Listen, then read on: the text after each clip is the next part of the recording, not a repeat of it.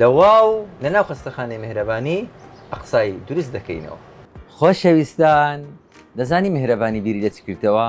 بیری لەوەی کردەوە منداڵەکانمان دوور بێخینەوە لە شاشەی تەلەڤیزۆنی، دووران بێخینەوە لە شاشەی مۆبایلی، تاوەکو زیهن و زاکیرە و بیر و هۆشیان زیاتر بکەین.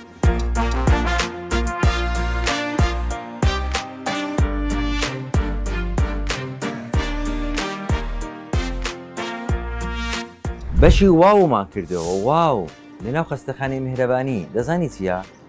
پڕی یاری زیرەکە و بە نرخی گونجاو دەمانەوێتن. ئەگەر منداڵێک نەشتەرگەری کرا پێویست ناکە پاقلاوی لە بۆ ببیت، وەرە دیارێکی واوی لە بۆ ببە بە جێرەی تەمەنەکەی لە 1 ساڵیەوە تاوەکو 16 ساڵی لە عابەی تێدایە، هەمووی زیرەکە، هۆشیاری و زهنی زیاد دەکا و دووری دەیخیتەوە لە شاشەی، چونکە بە خۆتان دەزانن پەیوەستبوون بە شاشە بەشەکە لە ئیدمان بوون، چونکە هەر ئەوە نییە گەورە ئیدمان دەبی بە جغارە و بە تلیاک و بە حەشیش و بە نێرگلەی. منداڵیش ئیدمان دەبیتن بە مۆبایلی. لۆیەکە دەمانەوێتن خزمەت بکەین، چونکە میهرەبانی لەسەر ئەساسی خزمەت خێرخۆشی دانرایە.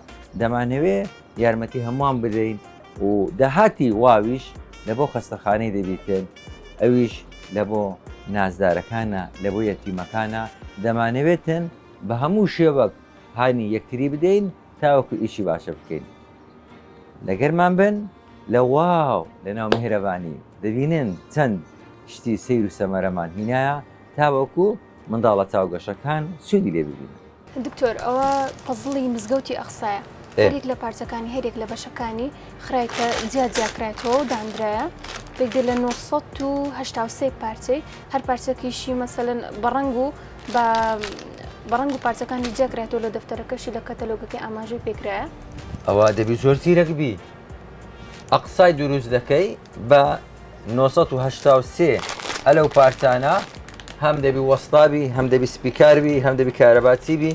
مزگەوتی ئەقسای دروست دەکرێتن لە واو.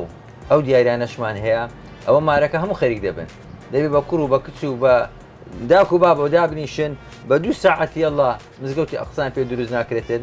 متعە و لەزەتێکی زۆر زۆری هەیە، خێزانەکان کۆ دەکاتەوە. مزگەوتی ئەقسا دڵەکانیش کۆ دەکاتەوە، ڕۆحەکانیش کۆ دەکاتەوە.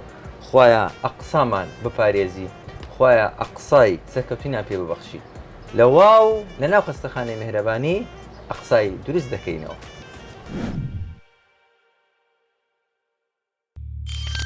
میهرەبانی دڵسۆزی و لێزانی.